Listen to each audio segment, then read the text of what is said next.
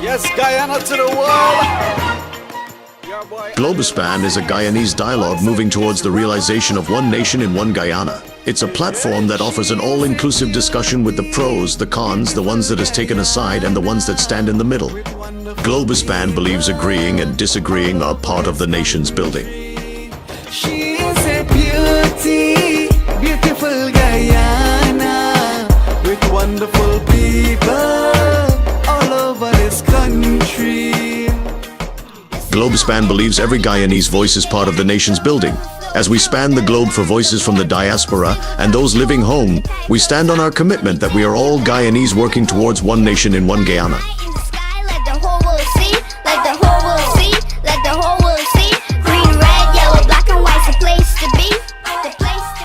As the world turns on its axis bringing changes, we as Guyanese must adapt to those changes for a better Guyana for all. Globuspan stands on its axis with its belief that one nation, one Guyana, one destiny must include voices from all corners of Guyana.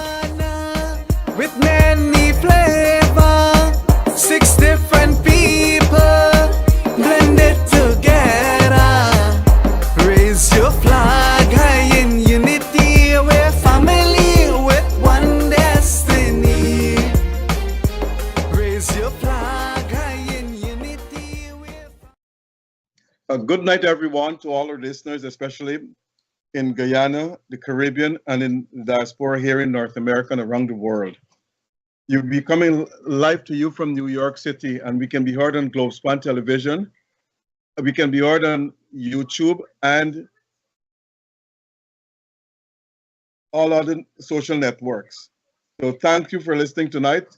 Tonight I have as our guest, Dr. Shamir, but before I get to him, I want to make sure to say that this program has been made available by Mr. Noir Singh, our CEO, and by Mr. Brian Gobin and Mr. Devin Bissoon, our technical directors. The views expressed by our guests tonight reflect those only of him and not those necessary of the staff and management of Globuspan Television. So once again, welcome to everyone and to all our listeners around the world. So you can tune into our program on all the social networks, TikTok, YouTube, whatever you call it, Facebook. We can be heard live on all of those networks.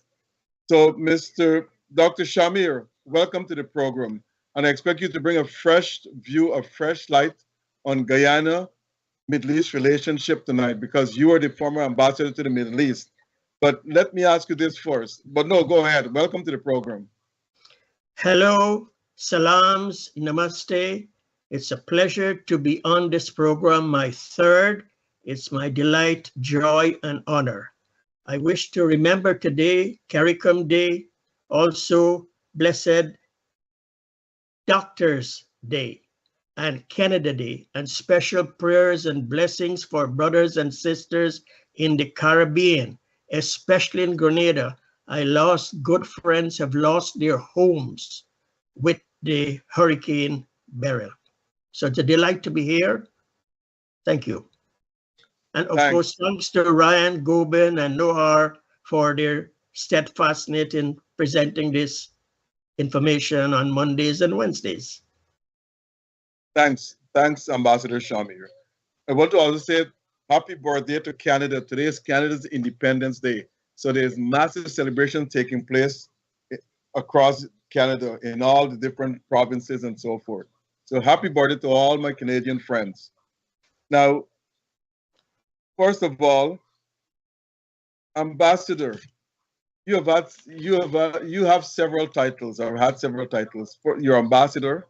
Well, first you're professor, you're ambassador, you're first alternate governor for the Islamic Bank, Development Bank, you're deputy chairman for Go Invest, and now you're an author. Not to mention your positions in the AFC. But I want to turn to the AFC first with you, if you don't mind. Go ahead. The AFC had their conference last weekend, conference or congress or whatever they call it out there. And Mr. Nigel Hughes was elected the leader. Well, as most of us know, and most of you all know, Nigel is a very prominent attorney in Guyana. And being elected leader, I do not know how that will coincide with his legal work, his form, and being the leader of the AFC. What do you think of his leadership, Ambassador Shamir? He is an incredible good leader. He has presence, he has capacity, he has global knowledge, he is a legal luminary. He is not the first successful person in business, in law, who has decided to do their servant leadership, Maslow hierarchy of needs for self-actualization, to give back to their country of birth. Mayor Bloomberg comes to mind in New York City. The president in Brazil comes to mind. The president in Italy. Nigel has spent time with my experiences in Kuwait has taught me position power is not more valuable than relationships. And I can give you empirical evidence because of Nigel's relationships with the Exxon. When he divorces himself and he is in elected position by the people's vote, he will have to divorce himself from his business and have arm's length. It's a standard operating procedure, and I have no confidence he knows all of this, and he will do it, and he will make that decision at the right time. And there will be none whatsoever conflict of interest, none. He will just be separate. What will happen with my experience is he will have an added advantage. He is no stranger to the table. He knows the tricks of the trade, and he will talk to them on a straight talk with balance. Bear in mind, contracts are supposed to be non-negotiable. That's international law. But if factors change, it was 3 billion barrels, now it's 11. Common sense. You don't have to be a spin doctor. Just be objective rather than subjective. That's the key. And I think that if he can work it out with Aubrey Compton Norton and have a united front, Guyana can finally have our dream of one people, one nation, one destiny, involving all of Guyana. Dear people, all of Guyana, the diaspora, all over the Middle East. I serviced over 300 passports of Guyanese in the Middle East, in the oil, gas, environment industry. But we can't pay them peanuts when we bring in the foreigners and giving them school allowances, school driver, vacation home, first class ticket, all the perks that you take skills for. But when Guyanese comes, they're not being factored in unless they go for the foreign job. So I have every confidence with the totality of my experience. Nobody is an angel, none. They're persons in government who have 19 charges. They're persons who are in government and leading it with all manner of things around the world. President Trump is an example. He is going to be a candidate with the ruling today in the Supreme Court. So those politics have a way of penalizing people. And I have every confidence that Nigel will be a Guyana of all, and he will include the members of the PPP with the skills on the subject matter. And I know 3 in mind, and they will be the top of my list for recommendation because they are professionals and they need skills based for finally Guyana. Party politics is over, with all due respect, when the elections is over. Don't forget, Washington had a hand in 2020. We like it or not. They have interests in Guyana because oil and geopolitics, very important. So Washington is not going to sit by. They have a skin in the game. It's billions of dollars, and they want peace and harmony, and it's achievable. It's achievable. With respect. Okay, thanks for that. But as it stands now, Nigel faces a conflict of interest because his law firm, as you mentioned, is representing ExxonMobil. And yesterday, when asked by a reporter if he would renegotiate the contract, he refused to speak on that because he said that his ExxonMobil has interest in his law firm or his law firm represents ExxonMobil. Now, what do you think he should do? Should he stop representing ExxonMobil and become clean he is a candidate. He has not been elected. He is a candidate for AFC, the small party. AFC since Saturday is on a rebirth. He started his campaigning today. He cannot dictate that. He does not know whether he'll be a candidate or the presidential candidate. So there's no reason. I will never recommend that. No, he knows better. When the time comes, he will do what is necessary. Right now, he is a candidate. He has a business. He's running a business, and he has to work it out with the majority party, Aubrey Compton Norton, who has chosen. And then when the two meet, and I know I happen to one of those to be very surprised. You know, truth is truth. I was surprised to see Nigel's name 24 hours before the nomination closed in the AFC. I was shocked. I didn't believe. I figure it's one of those. I reached out to Nigel and he says, Prof, I'm 95% there, 5% to work. And say, you know, I've saw the reports in the media, but you keep that to yourself. I immediately reached out to Aubrey Compton Norton because I have to remember, two APNU ministers sent me. I'm a paid member of AFC, a paying member. But Aubrey Compton Norton, AFC, APNU, Minister Jordan, and Minister Greenwich, two APNU very senior ministers, got cabinet approvals for me to Kuwait. So I can never be near Karam. I will not carry news, but there are certain things I need to alert them. And this case, when Nigel name came up, Aubrey Compton knows my relationship, everything else. I reach out to Aubrey and alert him that Nigel's name was coming up. And he said he knew all about it before. So things are happening. It's taken its due course. And I'm sure they will meet. Aubrey did say after the 29th and 30th, both leaders. And at that time, everybody thought it was Sherrod. I knew differently. But those are the facts. The voters vote, and that is it. So at the right time, I know Nigel, he's a man of honor. He comes from a history. His father will turn in his grave and not bless him. His mother, the Chamleys, the Hughes, the Trotmans, the Locos, they've got principles that we don't seem to have these days with respect. Yes, he was born with a silver spoon. So Arthur Chung was born poor and he became governor. So you're going to curse Arthur Chung too? You're going to curse Sir David Rose too? And I happen to know them both. The last British Governor General, Sir Richard Late, I met him before the Union Jack was raised. I was at State House with him on May 17, 1966. So the truth is the truth, but you know, we are so much younger people, we do not spend the time in history, or it's not available, or social media has taken over things, and we're missing out on the history. History teaches us for the present and the future. No rocket sciences. That's true. Now, as you know, in 2011, the AFC was a very strong party with thousands of supporters across the country, especially Region 6 in Berbice.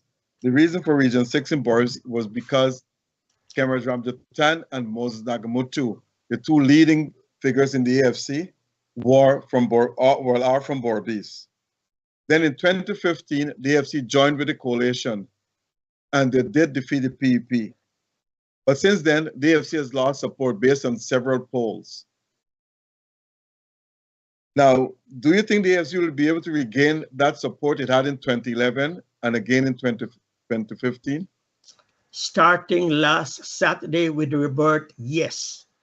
Three visionaries, Sheila Holder, Raphael Trotman, and Kemraj Ramjatan on 29th of October 2005 started a multi-ethnic party to finally stop this racial division in Guyana.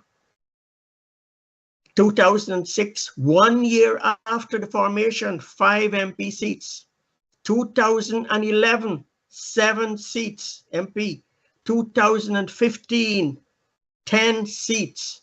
2020, 9 MP seats. Next year will be AFC's 20th year, in a book to guide future interested persons and how AFC has survived so far will be available. From what I found in my research, Historically, what AFC has achieved in Guyana, it's unprecedented. With Nigel Hughes at the wing, he already started. He knows the tricks of the trade. He is at the seawall today, and he has a planned program. He has a handover meeting in between. He has a packed calendar from 3:05 a.m. this morning. He's hungry. He's in a fast track.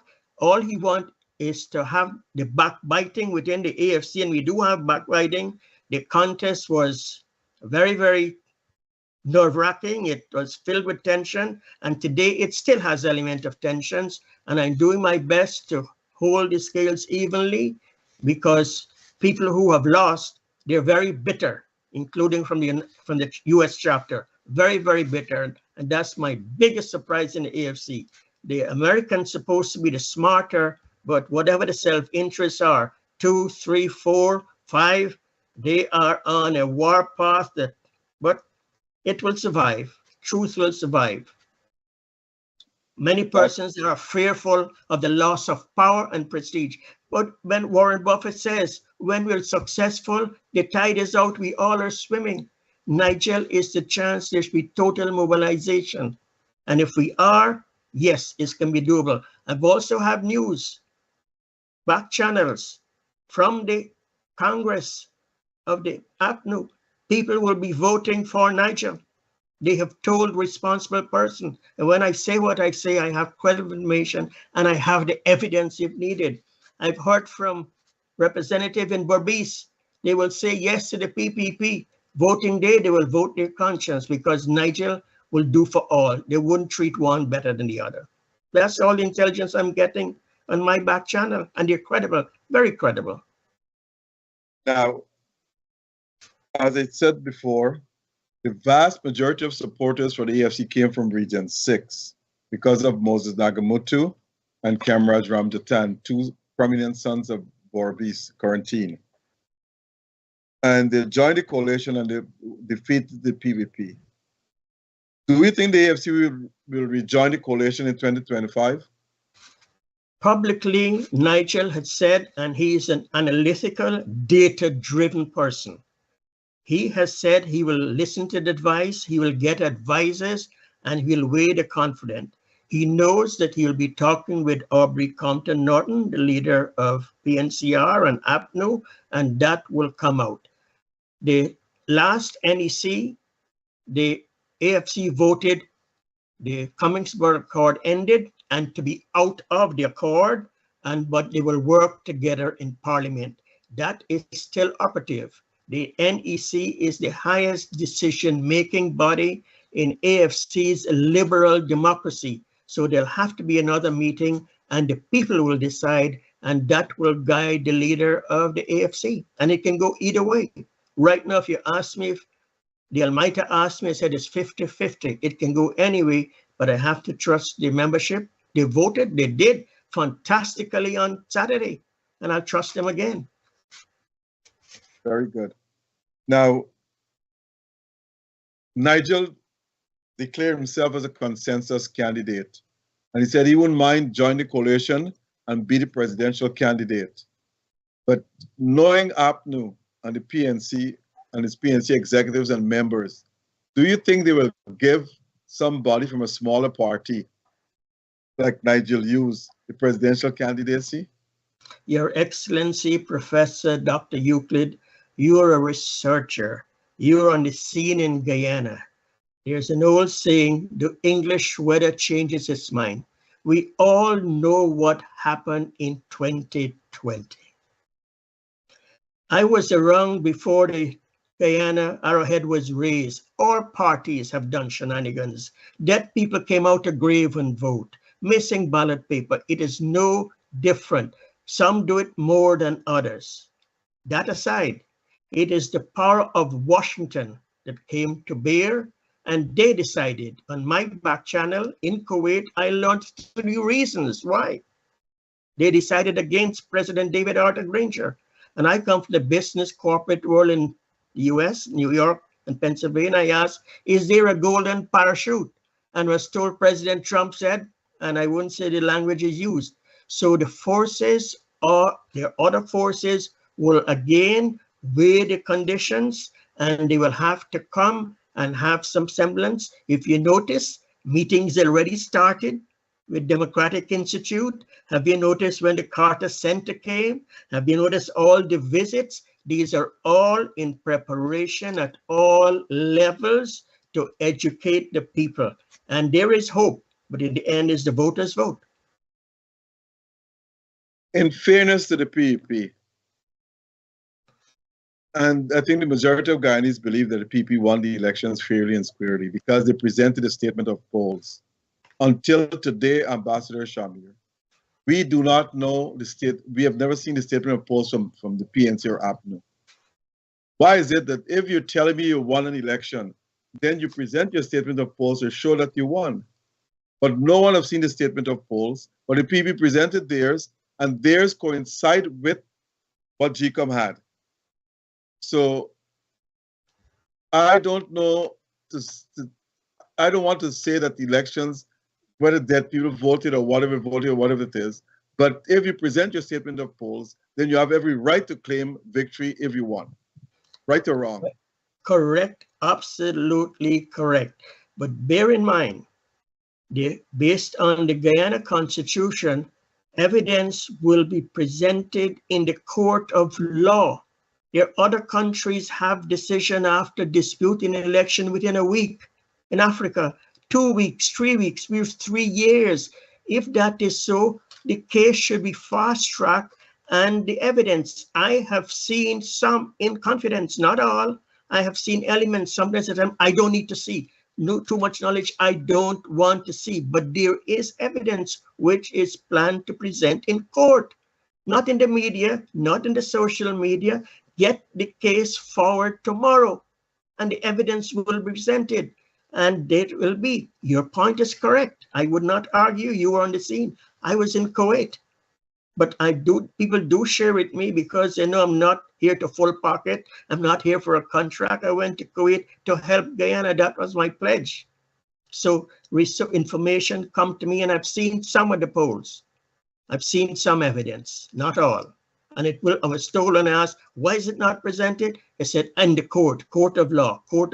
So everybody's waiting for the court of law. So if the case can be fast-tracked, with all due respect, the evidence will be presented and the courts will decide. That's the law. But we don't have to wait on the court for the APNU to present its statement of polls.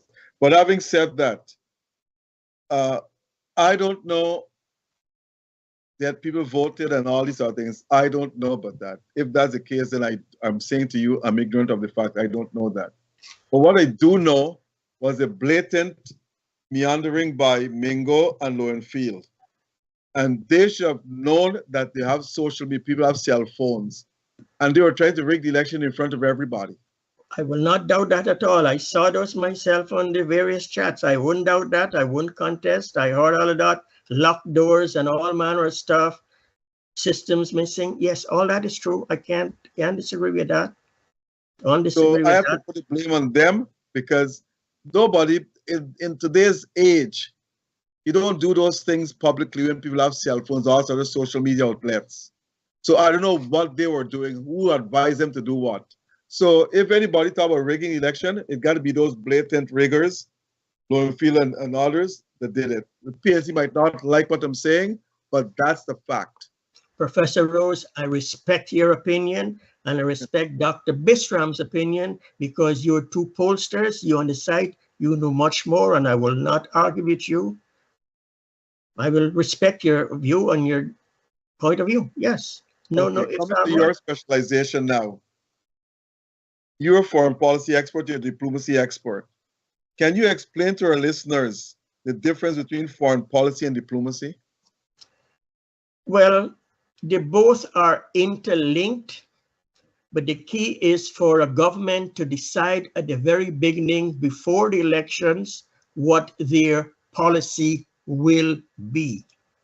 And then they'll have a charge or 1 page or whatever it is. Then they send that to the diplomats on the various embassies to do the execution of the policy.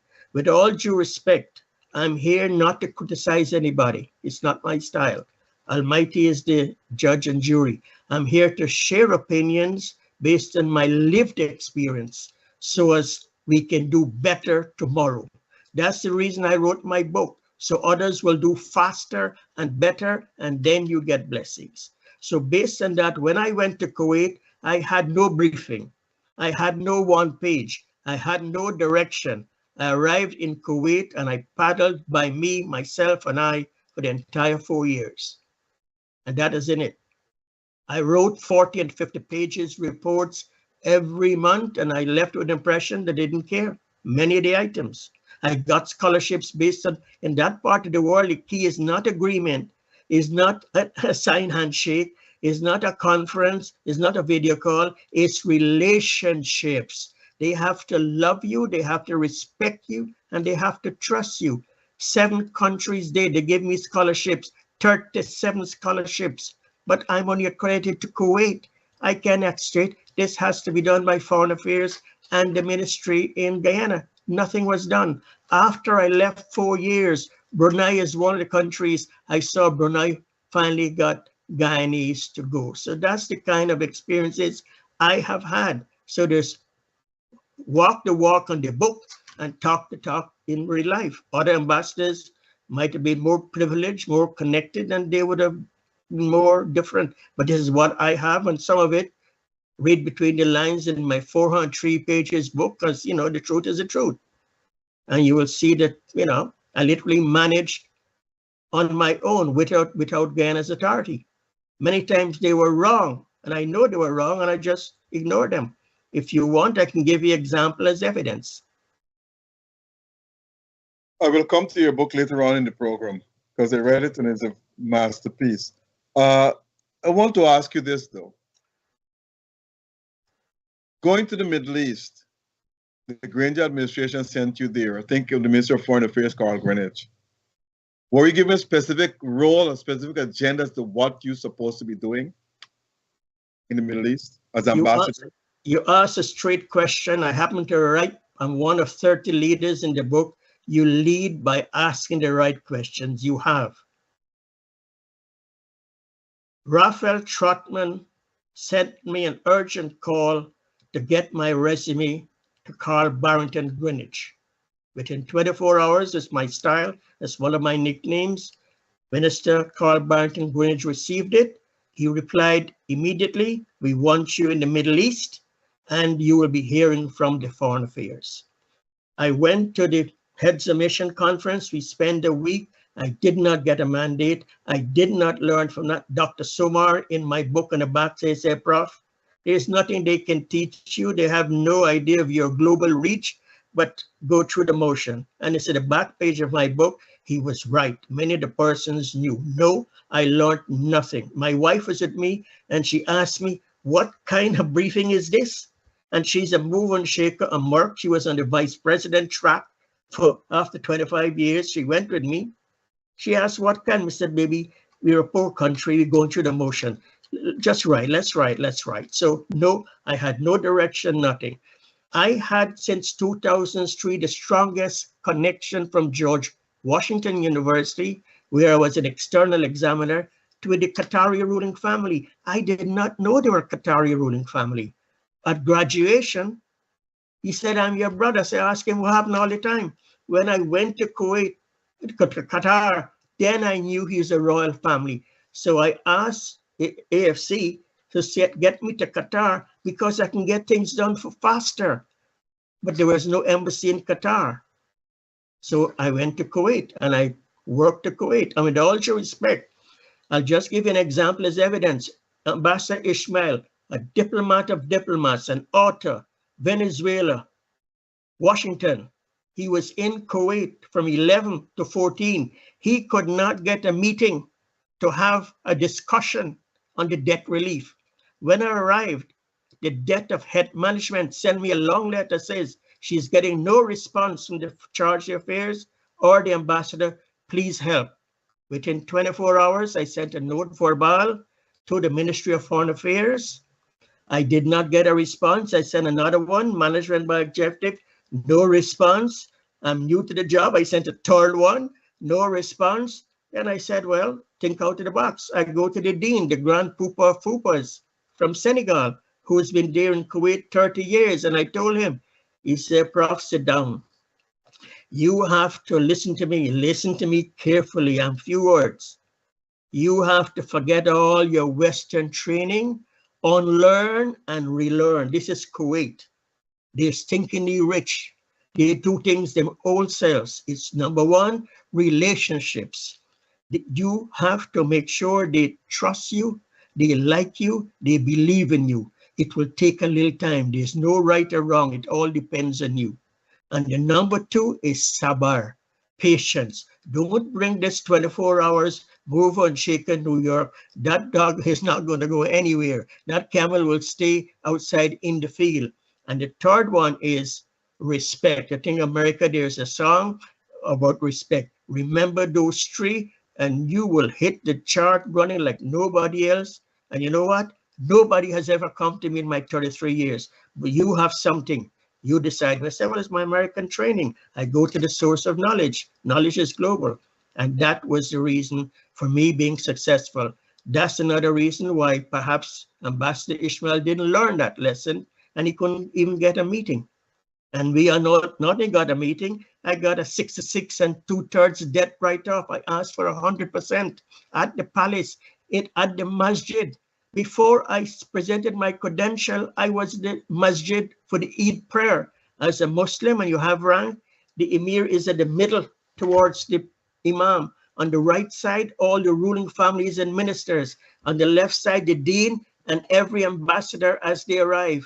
I make sure I was always early 1 hour and do my salah. I know where the dean will sit and I will sit right there. Many times Egypt will come and bounce me off because Egypt was like that. Every prayer. And then the dean will watch him and then he will go and be back at the line. So relationships is the key. And in the Arab world, you go to the masjid, you're ahead of the game. Those who don't, yes, you're there, but you go through the motion and you will not be as successful. Smart governments will have the ambassador who can blend in. They're the culture, they have their culture. And I have to tell you something else. Democracy in Kuwait, and I told them it will not work. They're still a tribal society. They're still stinkingly rich. Money is oozing out. They've got 15 elected ministers, 50 members of parliament, and the members of parliament want their son to be ambassador, their daughter to be a minister, everyone pulling left, right, and center for this organization, that organization.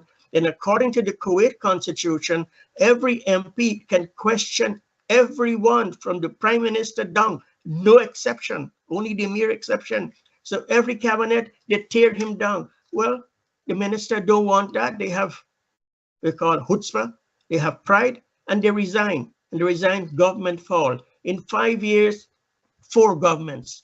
I recommended them in my back channel because we lived at the palaces. I told them to use the Singapore model, MPH, suspend the parliament for 2 terms, 8 years, professional managers to come like Singapore, work with Kuwait, get things on, then go to democracy. Eventually they agreed to do it. The constitution is suspended for 4 years. Nothing. And so they're on the right track. So there's no parliament. So the government is being run, but they have not done the MPH model so far. And I press an ease and they will do it their way, but they will learn. So that's a good case with the Middle East. What works in the Western world will not work. We have the decision makers. We sit on ivory towers, we read a book, we think. You have to go there, have the lived experience, go in, blend in, listen, hear, then you will understand that part of the world. And my book is a bridge. Right.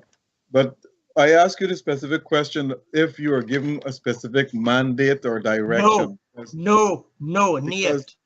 Because of the different cultural norms, Muslim cultural norms in the Middle East, which is vastly different from the Western world and from Guyana. Yes. So you just had to feel things out on your own. Right, and because I'm a Muslim, and I had a big edge, thanks to my dad. Since I was 7, I went to the Christian school, Wilson's Preparatory School in Maktoum Village, and the Mandir, Providence Mandir, and the Providence Masjid. He was also the Imam and had a trucking service. I had to memorize the Quran from since I was 7. And as the eldest son, I was expected to be an Imam before I closed my eyes in this earth. So in the Middle East, they all read from the Quran and the book. When I turn up and they know I can read, they offer me to lead the prayers, and I said with Salah, and I read from my head, and they're watching me, and they watching me, and they watch me and said, "You have no book?" I said, "My book is my head. I can't read it, I can't write it, but I've got it memorized. Tell me the surah. Give me any clue." And I rattle off like a jet and don't stop. And as a result, that gave me an extra edge into the ruling families, which you'll see the evidence in Village Voices there, because of those attributes. It wasn't just because they liked my Old Spice cologne. There was various factors that came to play, all to help Guyana. Memorization of the Quran. When you went to Kuwait as ambassador, was Guyana known in that part of the world? I went to Kuwait. Everybody thought it was Ghana, 9 out of 10. I went to the supermarket opposite the embassy to do my due diligence. 9 out of 10 people said it was South Africa or Ghana. There was no Ghana embassy in, and this is within 24 hours of my arrival. I arrived on July the 30th, 2016. This happened on the 31st of July. The next day, I did the due diligence to find out. Incognito, nobody knew who I was, nothing at all. Even the embassy, nobody. I just went quietly with a taxi and stood up and asked, incognito. And that's when I know. And I found that out, and that's how I came to the conclusion. I asked my wife to start immediately, show, tell, and know Guyana. We print flyers, we have no budget. The first sector is always no budget, no budget, no budget. Dr. Jack Dio had interviewed me for 107 minutes at the Hibiscus restaurant before I went to Kuwait. I interviewed with President Ramatar in Washington. So those are some of the factors. No, they did not know. So it was a task, and we did. And by virtue of my communication ability, every time I turn up at any function, the microphone is always in my face, because they said, ambassador from Guyana do not need second take. So that aided in the media every day. Guyana was in the media all over, and that has helped. And it's in my book with the evidence, and it's in all my reports in the Ministry of Foreign Affairs, the evidence. So since Guyana was an unknown entity in that part of the world, how were you able to promote Guyana's interest in the Middle East and for the royal families there to accept you and accept Guyana? Well, one, I'm a Muslim. I met the Emir before I was accredited, and they and the Minister of Foreign Affairs took a liking to me. The Minister of Foreign Affairs, and that was the edge. His dad was the Prime Minister. His dad visited Guyana with a team. Bashara, who was United Nations Secretary General and Security Council, visited Guyana, met President Chang, met President Burnham, and met another president, 3 presidents. Those two were the two that advocated for Guyana and clue me in where to go, where I must go. I end up doing 20 hours a day, Sunday to Sunday. Ambassador Bashar said, Guyana, you gotta be here. I have to change my schedule. Minister of Foreign Affairs said, Prof, you gotta be here. So I got, sometimes I have to switch my wife. We used to plan our clothes the day before, sometimes 7 sets of clothes for the day, depending on where we have to go to blend in. That's a culture they have. They got a lot of the British style and decorum. They're well-dressed, prim and proper. You go to the dinner table, that when you finish eating, your fork can never touch the table. Your fork and knife has to be in the 5 o'clock position. I can go on and on and on. I knew that before because I lived that in North Carolina with my wife. Her heritage is from Lewis and Clark in the Northwest. So I was blended and I fit right in to the royal family. Marianne, my wife, when you read her book, she literally lived at the palace. There's some evidence in the book. because they loved her, they adopted her as their son and their brother and their sister. That was the edge Guyana had. And it's in the book. Half of Dubai population are foreigners from Bangladesh, from the Philippines, and they came there to work for the Dubais. Is the same thing in Kuwait? Yes, there's 1.3 million legal Indians and about 300,000 on. And Shamir was the unofficial Indian ambassador in Kuwait. Why? The Indian ambassador, or whatever they were not reaching out. And with 1 million people, you can understand the number of organizations, school and groups. And the ambassador of India has always been selective. The allies were never selective. An invitation turns up, we turn up. We not care of ifs, or but, and we earned the respect, and we became the non-accredited Indian ambassador in Kuwait for India. I didn't put that in the book, but I can tell you a fast one. And if anybody read my website, there article by Indians in Kuwait, that will give a reader to validate what I'm saying. And the Indian ambassadors are all my brothers, but they have the different protocol and they know what they can do. Not all the organizations were kosher. Not all the organizations were good. Some were filling their pockets and the embassy didn't want to be. But I have none of those qualms. They were doing none of the fuddy-duddy stuff. They were helping the poor. They were helping the community. They were helping the Bangladesh. They were helping Kerala when they have floods. And that was my interest to help them. We were heavy into schools. We were with the school almost every week, all the functions, motivating them, guiding them. Even 3 of the students came to the US and my wife took charge of them and she's guiding them because education is pivotal. I have read where Guyana Middle East relationships have improved during your tenure as ambassador. But how is it now since you have not been the ambassador? You always lead with a question. Oh my Lord, Ya Allah, Muhammadur Rasulullah. When I left, Guyana messed up 3 times. I wrote to the President Ali, Vice President Jagdo email, and the PS. I reach out when Kuwait knows something was really bad. The Minister of Foreign Affairs reach out to me, says, reach out to your back channel, let Guyana correct this. I reach out to Peter Ramstroop on a Thursday, was having dinner. Peter Ramstroop said, Prof, the boys have it all. So in Kuwait, they're very upset that they're being treated with no ambassador since August.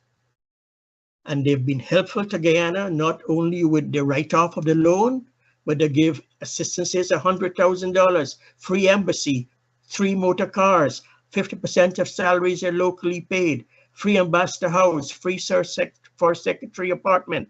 And they figured that Guyana suddenly got oil and they've got new friends and they are a little bit. And in the GCC, they all talk, they share their problems and they know. So right now, yes, they're going through the motions because of the oil and President Ali is making, but he's transactional, they know.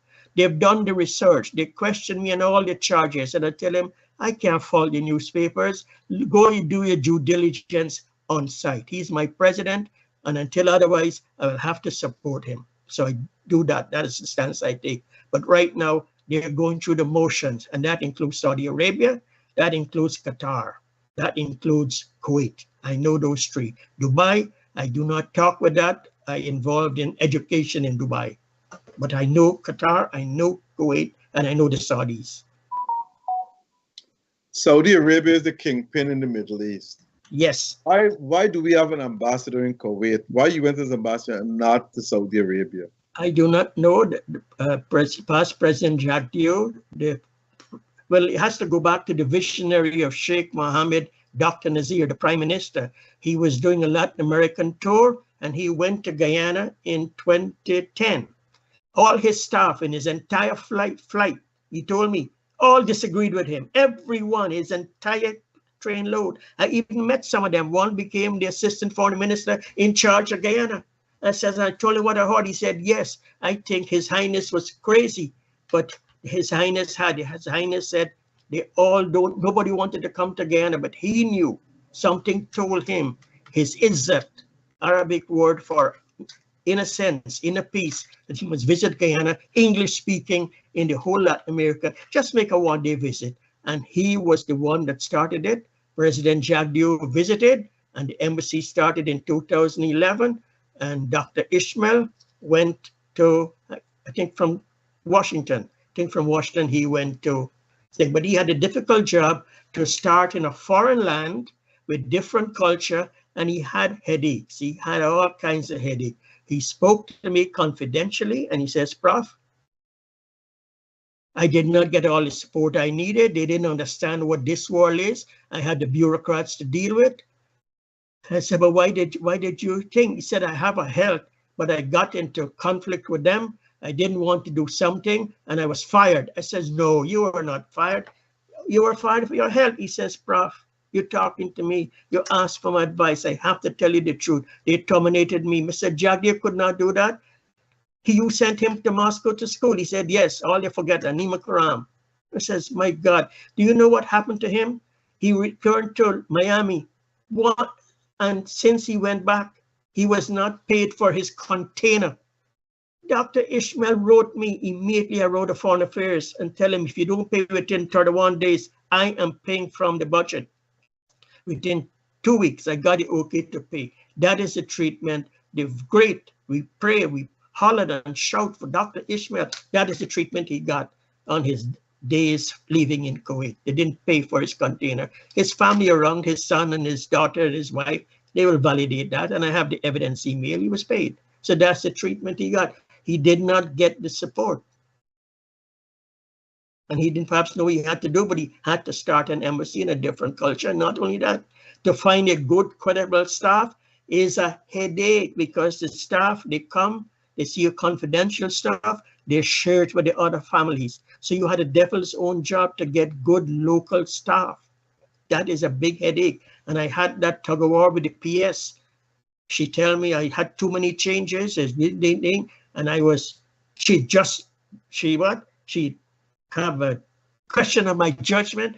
I've been hiring movers and shakers in America for 300,000, 400,000.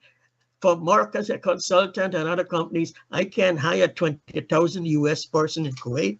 Come on, but this is what I went through, so I did it. Now, what advice would you give to the government in order to help them establish more cordial and improve relationships with those countries in the Middle East? I did it in writing email, and I stopped after 3. Simple. Stop being transactional. Stop being dressed in and try to fit in. You're not an Arab. You're a Muslim. Wear your Muslim hat. The hat your father gave you. The hat you have. Be you. They don't want to. They laugh at you behind your back. I hear it. They ask me if I don't teach them right to wear it right. They said, they don't ask me. How am I going to teach them? They know it all. Dr. Peter Ramsey told me that. So if they can stop being transactional, there is a chance tomorrow to go, blend in, listen, sit. Don't ask for anything and leave. Build the relationship, build the trust, try to win. Let them tell that, then they will ask you, what can we do for you? That's what happened to me in Kuwait. Thanks to listening to the sage, the dean. And that's what I did. That's why in 4 years, the 900 million at the US Development Bank, you know how that came about? Minister Jordan says, Prof, I saw how the Kuwait visit, how the royal family like you and Marianne. I will give you full authority. Go to the max. He gave me that. I didn't have that from my boss, Gunij. He gave me his cell phone to reach him in case of emergency. He said, Ambassador Waddle speaks for him. So I went in a difficult area, didn't have the cell phone of my Minister of Finance, but I went along. So that was it. That is the reason. So it's doable, but they have to change the method. Don't go for this. Don't ask for 3 billion. It won't come. You won't get 3 billion cents. Let them see the justification. When the Islamic Development Bank, I was sitting in Kazakhstan at the closing of one of the ceremonies. Next to me was the governor of the bank, Islamic Development Bank. I did not know him. I didn't read his badge. And I always had in my pocket a flyer, Guyana, show, tell, and know. And I whip it out. Guyana this, all the projects, and he asked me how much I need. I said between 1 to 10 billion. He said, that much? We said, well, it's so much to do. We have so much resources. We got 34 resources. We got water. We got oil. He says, and how you poor? We said, well, we have bad leadership, racial problem. He says, oh, Lord, it's just like African countries. He said, Suriname don't have that much. So Suriname got a little bit, but maybe not as much. And that is what started, thanks to the foresight of Minister Jordan, who saw in Kuwait, and he says, Prof, go. And so I started. When was 900? I thought it was 9. I thought it was 90. Then it became 900. And I met the person who engineered for Guyana to be accepted. And I asked him, what made you pick Guyana? We're not a Muslim country. I want to learn. I'm a researcher. He says, Prof, they all know me as Prof. Only the protocol is ambassador because they get in the habit. Prof, it didn't matter if it was one. We were there to help. And your government presented a case, and I made a decision, and they've accepted it. And I met him when the Islamic Development Bank new logo was being, and Guyana, ambassador and the wife, was the only visitor along with the staff at the logo. That only gives you an example of the relationship and the power of relationship as against signed agreement and president or vice president. See, there's a big difference, and I teach it. Position power versus personal power. Personal power is ad infinitum. Position power goes. And Guyana can change tomorrow. Suffrage did not do very well under my charge. I only did in 4 years, one assessment. Minister Greenidge and his team never sent the assessment because I'm a tough grader. You don't be a George Washington University and give makeup. You either earn it or you don't, and there's recommendation to improve. And as a result, they've sent him. He's the weak ambassador into Kuwait, into Qatar, and he's not doing a fine job. He's going through the motion. He's trying. He's a table tennis star, and he doesn't have. He should be now have met the Qatar Foundation. University of Guyana should have had a link. I had it all waiting, but I did not get the accreditation. Ambassador Ishmael had it. I pleaded, I asked Foreign Affairs to send somebody. They didn't want to send me, send somebody else. I left Kuwait, and Dr. Ishmael's name was still in Qatar's record as non-resident ambassador, and that sustained Guyana can't wipe off easily. And they're hurt that they were treated with respect. When I go to reception, I started to hide from the Qatar ambassador. I had no answer. I don't know what else to say. They will send note verbal, I'll send it up, no response. So that's the kind of relationship we have. And that's why they'll go through the motion because of oil, but you know, it's not genuine. It's not genuine with all due respect, but they have to be less transactional. Now that Guyana is producing oil in large quantities, and it will eventually grow and get larger and larger and larger as the years come by.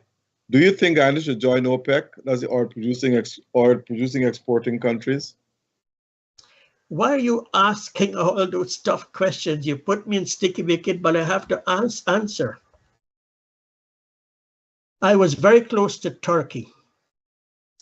Turkey invited me to go and do prayers at Mecca with him. At the same time, they were having the 50th celebration of the OIC. He was horrified that Guyana was not going. Well, he actually paid for my passage, an air ticket, for me to go and meet him to do prayers in Mecca.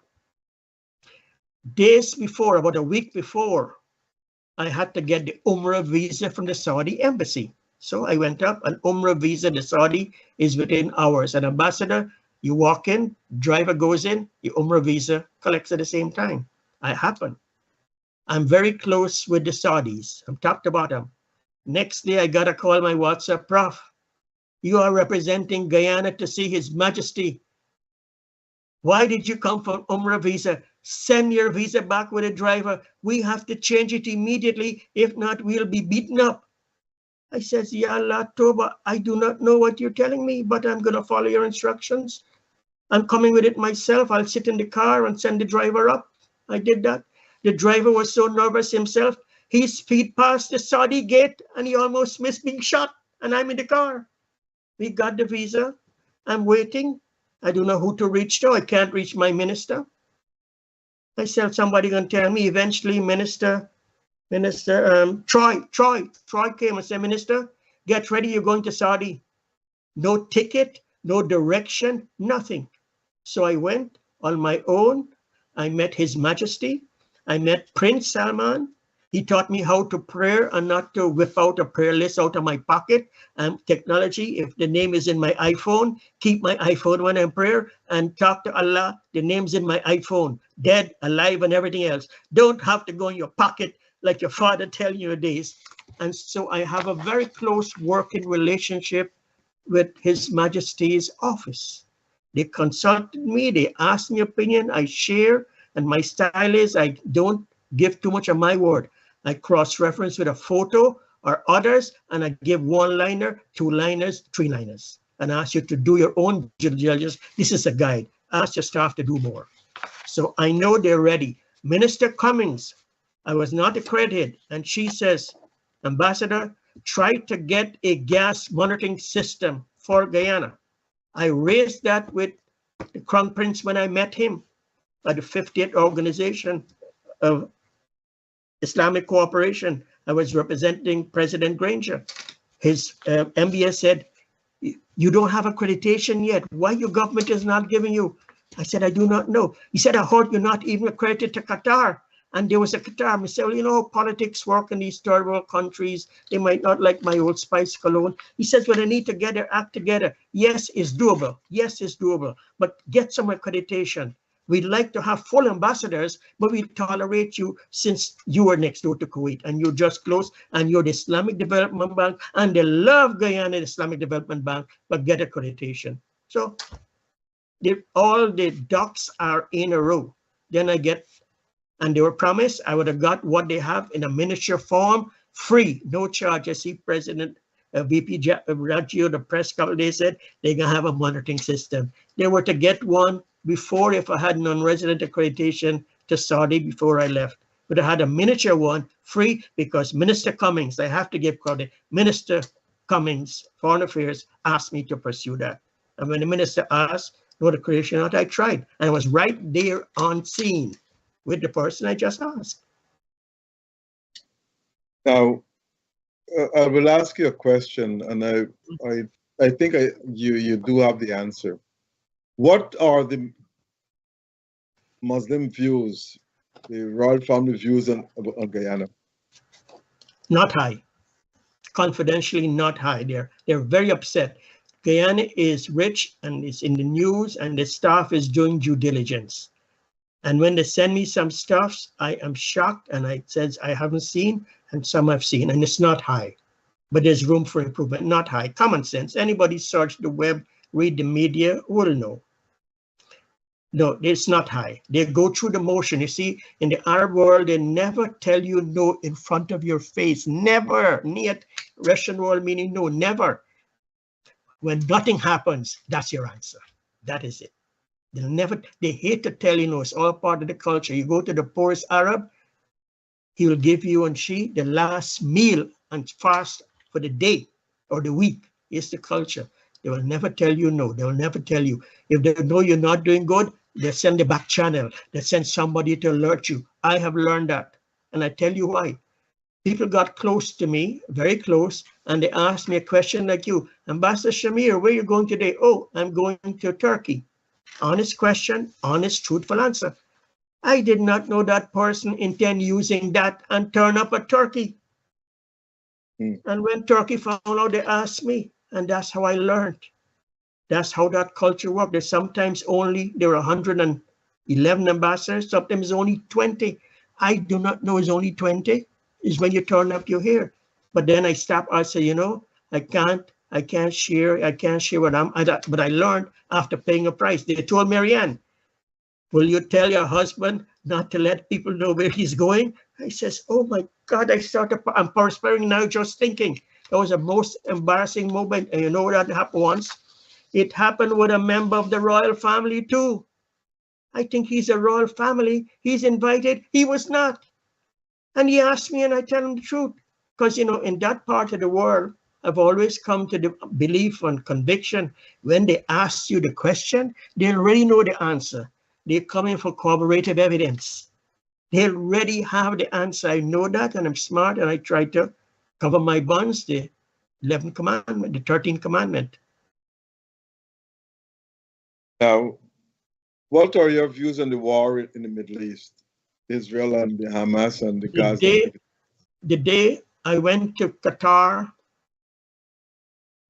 I saw the fair. I spent a week. I'm a guest of the royal family.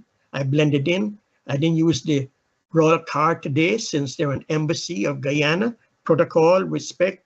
I use an ordinary rent-a-car Mercedes-Benz. No, a BMW, rather than the Rolls-Royce of the royal family with a plate. So I blended in, and I visited, and I met all the players at the masjid, at the Jummah Masjid. And I talked with them, and they tell me it's simple. I asked them, I said, brothers, why are they fighting? You're fighting your cousins. You're all cousins. I walked the streets of Bethlehem and Jerusalem. I prayed at Al-Aqsa. Why this fighting and fighting? Will you just stop? I know President Arafat missed the bus with President Clinton. There was a deal. Somebody called him on the phone, and the deal died. Will you stop? Find accommodation. They said, you know, if you can get them to do 3 things for us. He said, I have no access to power to do it. They said, no, you ask, we'll tell you. He said, what is the 3? 2-state solution. Return to the 6-7 borders. I said, those are, he said, well, those are United Nations resolution. They said for it to follow. And tomorrow there'll be peace. That says when Itzhak, Shamir, and all of them were fighting, they was known as freedom fighters. We were fighting for our rights, and now we are terrorists. America, you Americans have a way of doctoring the words and the law and the media because you got money, but it won't last. Our culture will survive longer, and we will fight to the end. And the movement is going to last. You can't kill the movement. It's a philosophy. You will kill the leaders. 1 kill, 10 is coming up. So and I drop hints to my circles almost every week when I'm in touch, please get the 2-state solution. Stop the war tomorrow. And everybody know that's it. That's stop and it's done. But you know what? Money, cash is king. Money is involved. Politics involved. Election is involved. Interests are involved. And the 3 words I know, cash is king. Done. It can be solved tomorrow. President Biden, if he shows the leadership, but he's hamstring. And he will pay the price. My intelligence says he will pay the price on November the 5th. People will stay home, millions. Okay, well, that's the way out from now. We political scientists don't make that prediction because you can't make a prediction 6 months hence for an election. I know. See, that's a scientific, you're skilled in that. You ask me a question, I give you my back channel information. Right. I got, that's only a guide. Yours are more authoritative, more scientific. Now, the Middle East culture is vastly different from most Western cultures. Yes, amen. And all these cultures included. But the Middle East seems to be getting along very well with a number of Western countries. Name them and I'll tell you the reason. France, for one. Because the French has learned by having an ambassador who speaks Arabic, a man blend in, and he wrote a position paper in French and he shared it with me and he'd read it in English for me because he was multilingual, and he told him that will be the policy in France forever. He learned and he shared. My book, if they read, they will learn tomorrow. That's how France. Name another one. Well, I can name many more because. But name one more. Just I'll share what I know. Europe in general. I know they have very good. Well, they're not. Europe is not held in high esteem. They're going through the motions with Europe because they're very bitter of what Europe has done in the carve up of them. That is ingrained in their whole legacy. That is a stain can be wiped off. So then not held. They go through the motion. The British is protocol, prime and proper, but in the heart of hearts, no. George Bush I is the one who is loved in Kuwait. I can't begin to tell how many children are named George Bush I because of what he did for the war he set up. Now, what are the relationship with Latin America? Latin America, particularly Peru and Argentina. Peru had the best relationship because they sent a male Muslim. Venezuela has the best. They've sent a Muslim. When I was there, oh my Lord, and how they love Venezuela. And Venezuela is loved in high esteem because of his masjid connection. And when I see him, we will have a verbal little fight, and I move because he was pushing the Venezuelan case with books and evidence and binders, and all Shamir has was my lips, my hand, and my eyes and my nose. So I was being whipped quietly, and I was being told, but Guyana didn't give me any ammunition, and I can't make up ammunition. He has it from the source, binders. There's 112 Venezuelan embassies around the world. Every day Venezuela is promoting Venezuela interests. I saw President Maduro at the OIC meeting. He was the guest NAM president. African Union, I'm told they're there. They are there. Diplomacy. Guyana missing in action. I'll give you a case. The foreign secretary went to Japan. I'm working Japan to help us. Do you know they said the foreign secretary didn't even ask a thing about the border? I says, no, the press didn't report it right. I says, it must be a mistake. Somebody interpretations were wrong. That's Japan. Foreign secretary went and I said he didn't ask Venezuela. They said, they kick you out. Why are you asking? He says, my country, I have to do it. I have family there. I have to do it for my people. Yep, so that's it. We fly in like a butterfly and Hoover, and we jump in and jump out, cocktail and done. We have to do the evidence, show, tell, and know, and be hungry. Ask for the job. You're going to interview, you got to ask for the job. We need help. Doing the photo op is not it. They see through that. I saw many pictures with you shaking President Maduro of Venezuela hands and hugging up. Have you ever spoken to him about the border question? He's in my circle. He's in my circle, yes, and I know, but again, I do not care for my knowledge. You're all experts. Shamir is a nobody. Yes, I'm in touch. I'm in touch with Venezuela almost daily on back channels. You see, there's a method to my madness. We ask questions, how come you have this? I didn't use the embassy phone. I used my American phone, and I had a murderous roaming charges bill. But all my information contacts are there. I've lost nothing. And as a result, I can reach out to 108 embassies in the press of a button. And 37 of them are in my book with their comments. That's personal relationship. I have no power. I'm nobody. I'm just an author. Yes, Venezuela, they keep me in touch, and I know that they're very serious, and they will test the strength of the strength. And geopolitics and in my opinion, Guyana is in a sticky wicket the way we manage it. We need to mobilize the entire opposition to have one face, one stand up, have all the diplomats, all the past, present, and future. We deploy them, we discuss the skills, assign which country that they have to do show, tell, and know the Guyana story, recurring decimal every week, have a planned program, project management. It can be done. I can do it in my sleep within the next 1 hour, and I plan to have it change, but you got to have the will. Position power wouldn't do it. We have a lot of position power with respect. Understand, Minister Gwinnett said he's saying and nothing is happening. So we're not using, half of the embassies don't have any person. How you can get, and Venezuela is there fully there. And you have the saucy vice president, that's her nickname. The saucy, fiery, some say saucy, some say fiery, some say hot tamale. That's the VP Delcy, that's her nickname in the Arab world. Because she's known, it's memorable, they remember her. They might not remember, they said the saucy, that lady, that short, puny lady, always, energetic, pushing, and she's convincing. And you know what? I'm gonna say something, and it's coming from my heart. They have huge influence at the ICJ. And in that part of work, we know there's laws, there are rules. How many times do we not know in our life that a right has become a wrong and a guilty became free? Venezuela has huge influence at the ICJ. And anybody reading my Village Voice column, I drop hints, subtle hints for those who care. They read, sometimes they have to read between the lines. I have written an ICJ, I've written out thing, 81 or 85 columns a day. ACJ is there. I wrote on Gold 3 because I get tips. I get back channel tips and I share it so people can wise up and do better. And we're not. And I happen to know that we're depending on the law and the rigors of the law, but that is not only it. People are going to make decisions. The chairman last session was an American judge. A lady is gone. It's now a Lebanon judge. I know the Lebanon judge from his days as an ambassador in the United States, USA. Separate tracks.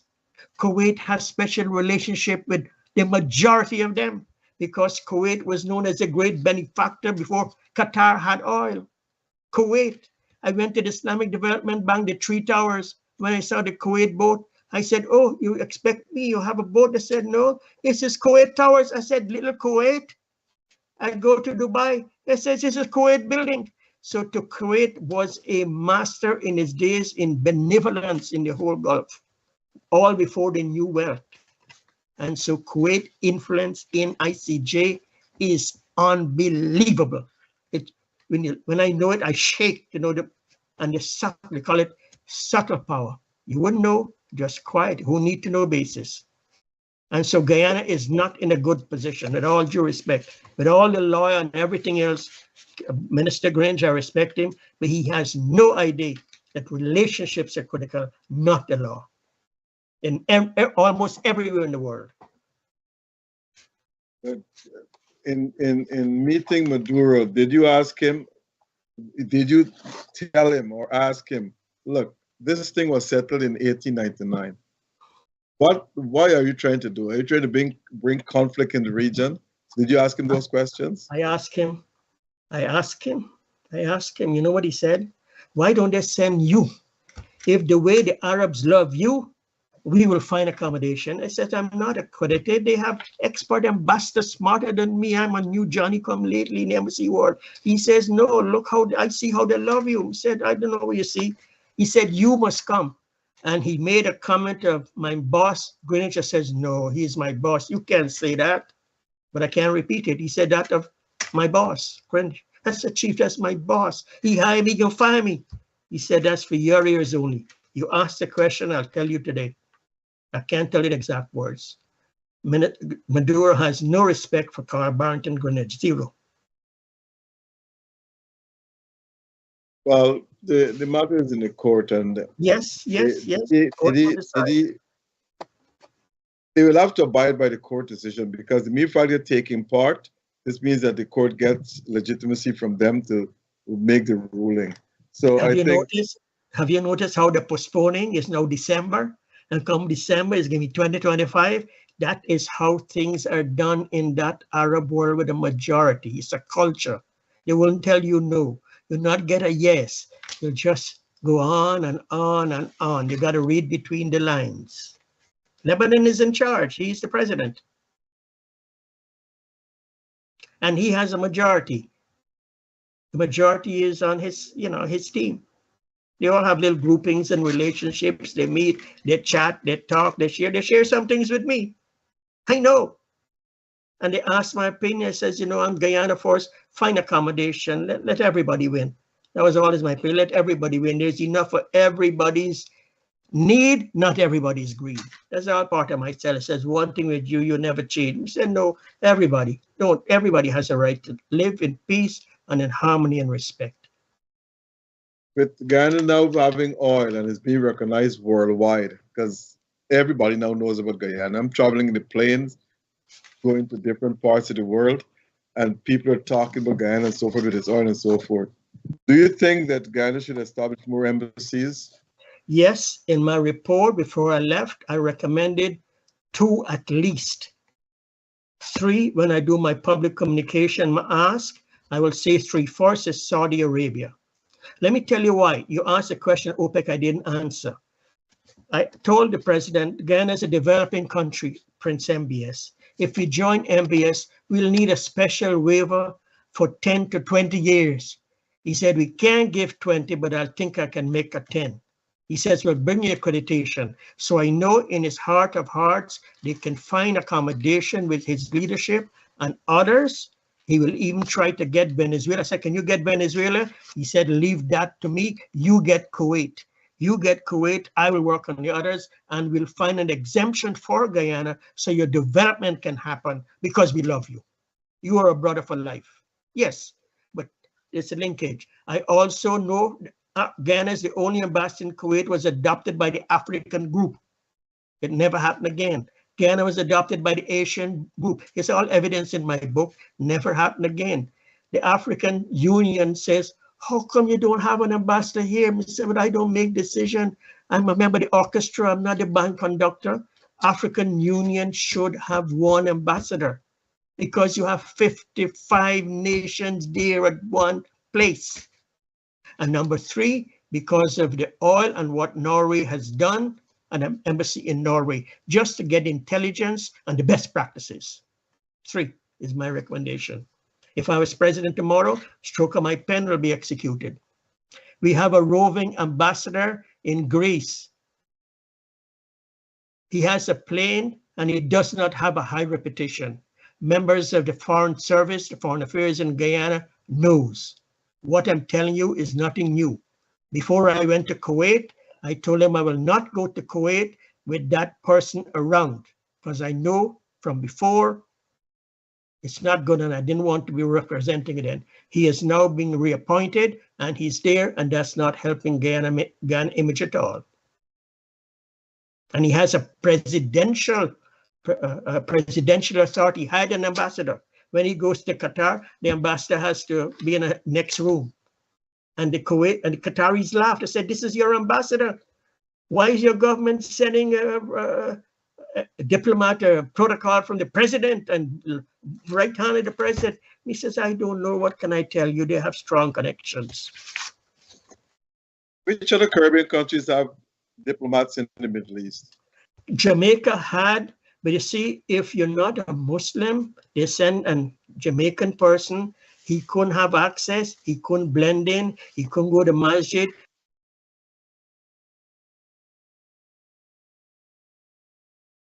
You're muted, Dr. Shamir. You're muted.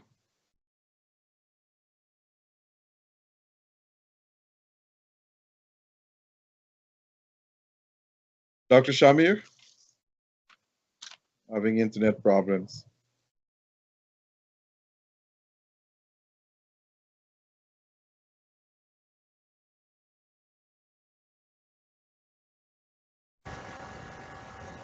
We lost each other somewhere. Yeah, We lost each other, you're going to say something. Yeah, Jamaica's the only one had, and I tried with him. He would not blend in. He refused to blend in because he was Jamaica and he represents sovereign nation and all of that. He was not prepared to learn that I learned from Senegal. He got frustrated. He decided to resign, that the embassy be closed.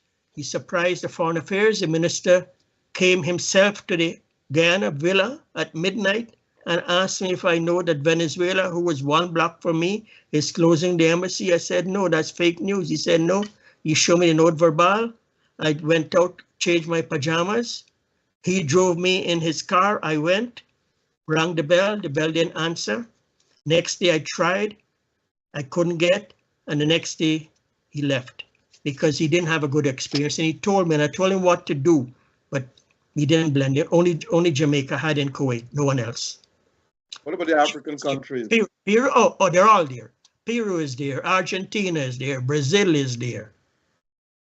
Yep, but African countries, they're very close. Don't forget the Arabs and the Gulf, they're, like foster brothers. The mothers are different. There's strong connection with Africa. Strong, tight. Some even looks African in the Gulf world, with intermarriages and everything else. Okay. Now, turning to your book, Dr. Shamir. I read it. It's a telling story about your experience in the Middle East, the Middle East culture.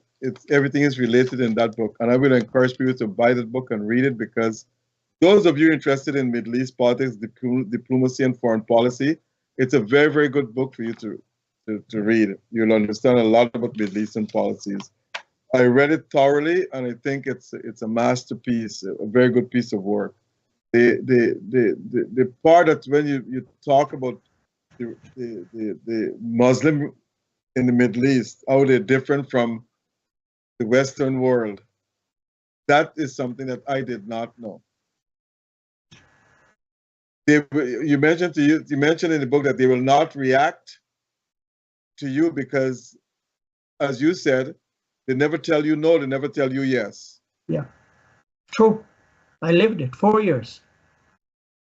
But don't you think that's being hypocritical, though? Well, it's a culture. I can't change their culture. Look what happened in Kuwait with democracy, and it's not working. I can't make a judge. I blend in and survive. I found a way to find a niche for Guyana and got $1 billion in 4 years tenure. With all due respect, which other ambassador can equal that? Because I stooped to conquer. I learned from the dean. I was witness, position, power, ambassador, extraordinary, potentiary, kiss my ring, none of that. It's a different style, it's a different culture. I blended in.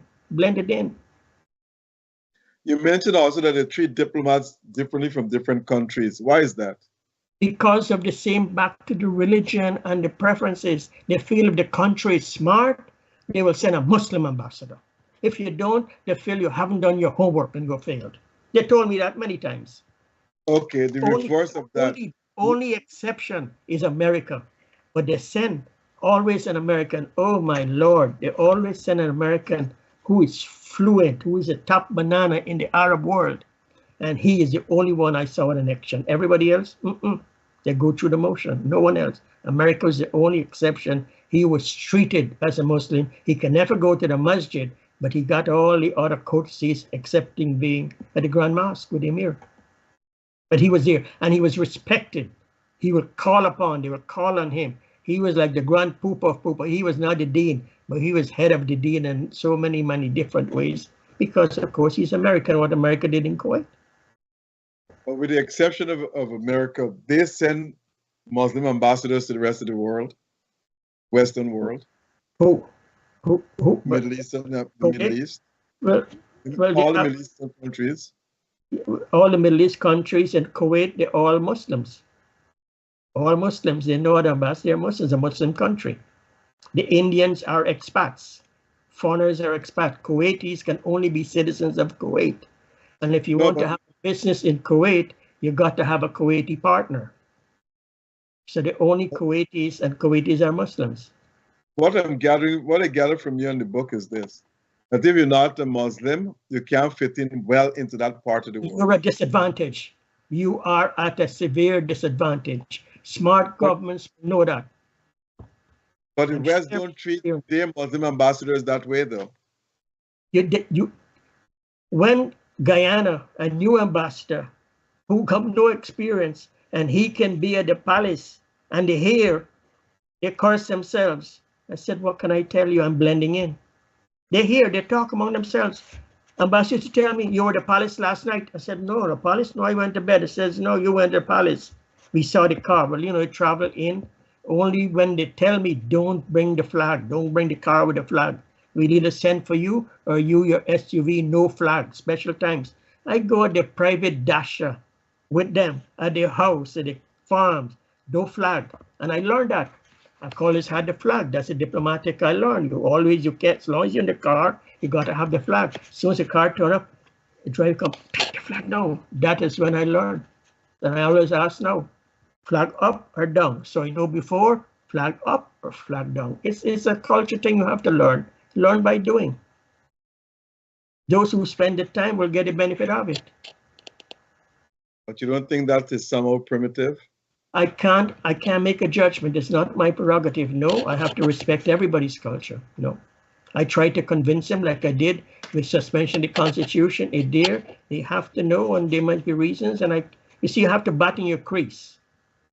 If I'm a batsman, I'm a batting. Let the bowler bowl. I can't. I'm not going to do a constructive evaluation of their culture, which is history, is long before America and Guyana. So who makes me a smarter one? They're still tribal. My overall in my book says they're still tribal in many ways, but they're stinkingly rich and they're not robbing anybody and they're blessed. It's just oozing out of the ground. And all they do is to manage it well. Funny thing, the same manager now, he lost in Qatar. You know what Qatar said? He couldn't risk none of that S with us. Why are you all tolerating? What you doing about it? He said, I have no authority. They don't listen to me. They don't care. They know it all. That's what they said about Exxon. They said he left. His last job was Qatar. Qatar, he said, I see the papers and you doing nothing. You're not even writing. He said, no, Exxon is too important and I know too much back channel. So I'll not talk on Exxon. Others, I'll tell others back channel and they will say they know more than me. I don't know everything. Yes, I know that part. They said, you know but Exxon, but you're the guy in Qatar. He said, yes, I know, you tell me, but I can't share that. That's privileged information. No, I will not do it. I'll do back channel, and the back channel will be via Nigel. And if Aubrey Compton Norton is agreeable, he will get some. He has already seen 70 pages of from me in confidence, and I have right now 150 pages. As if I was the president of Guyana, what I will do. That's what I'm writing as a guide so they can do better. Just like the book, it teaches you to do better than me, and then I'll be blessed. It's a different philosophy, part of servant leadership.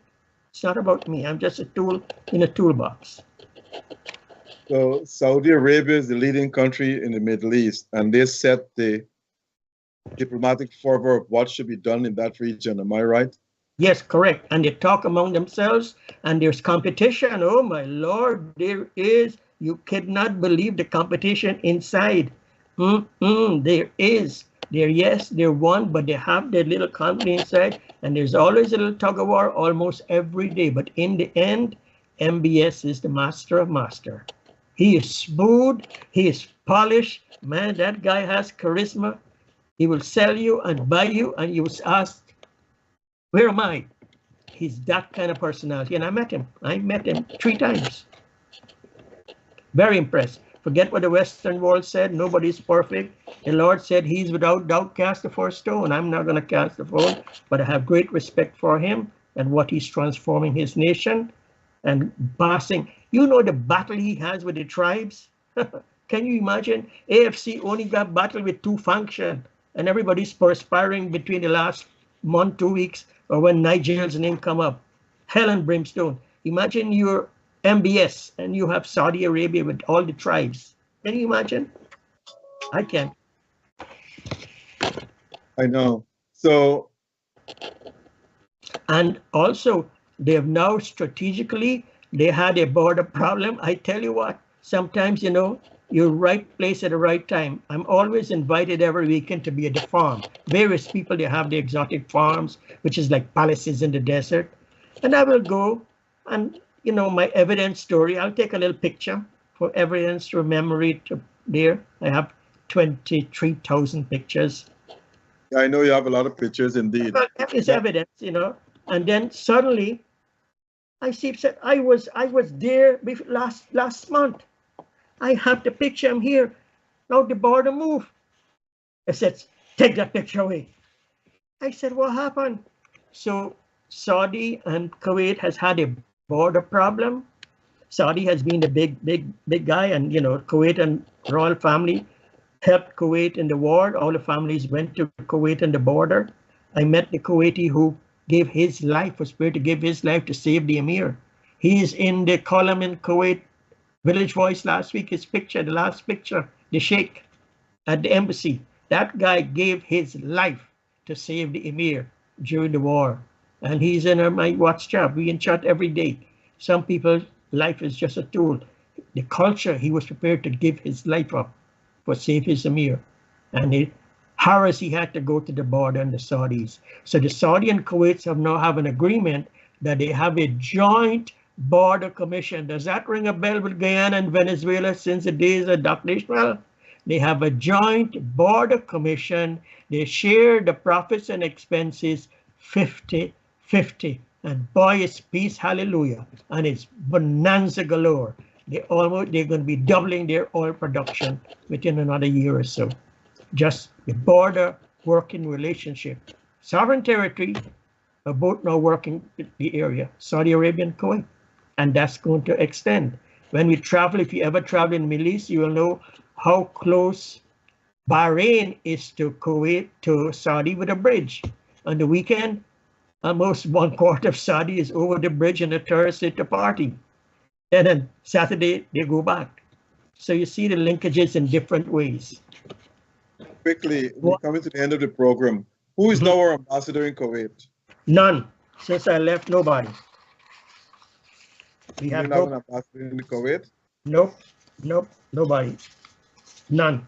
And they feel very insulted, very. And of all the people, when they heard that President Jagdeo has an influence, they cannot believe that he's the one who met them, and he met the sheikh, and they treat him royally, and they treat him with extraordinary royalty.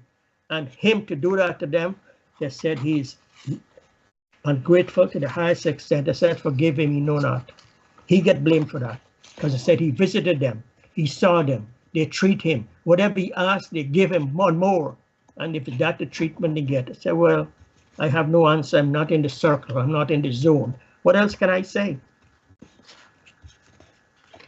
Dr. Shamir, well spoken, well done. A lot of our viewers tonight have learned a lot about Middle East politics, foreign policy, and diplomacy, and everything else. How the Muslims world react to the Western world and everything else. We're coming to the end of the program. What are your closing remarks? My prayers, I have 7 prayers. Guyana to be a better Guyana for all.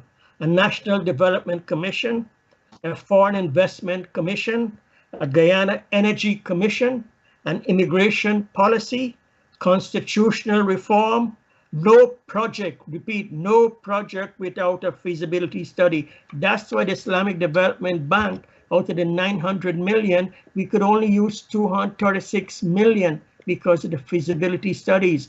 Even back channel relationship got OPEC to help us on the visit, but follow through has to come from base Guyana. If the follow through don't come, it dies. That is part of our bureaucracy in the foreign affairs. And the last, number 7, the diaspora with brains, involve them to advise. I've seen their passports, 300 in the Gulf, in oil, in energy, in so many ways. Involve them, treat them the same way, and Guyana can be whatever you want to be. And like I put on my website, the possibility for Guyana with all the minerals at a website. I promoted Guyana by listing, thanks to Minister Gaskin, Guyana's 33 minerals and oil and water in abundance, 83,000 square miles. This is what I promoted Guyana in Kuwait, and it should be there, and use the diaspora brains. Jesus said, a man's enemies will be members of his own household. Matthew 10:34. All religion needs to remember that. Stop being enemies to ourselves. Even in the USA chapter, we have it. Every organization, we have it. In a government, we have it. We need to stop. Stop tearing down. Something is good for the nation. It's the taxpayers' money. This has to stop. Thank you all for listening. Tomorrow will be a better day. Total mobilization. We all can do it. Good night. Thank you very much, Ambassador Dr. Shamir Ali. And it's a pleasure having you here tonight. And as I said, our listeners, I'm sure they learned a lot from you. Once again, thanks to Noir Singh for making this program available. Brian Gobin and Devin Bissoon, our technical directors.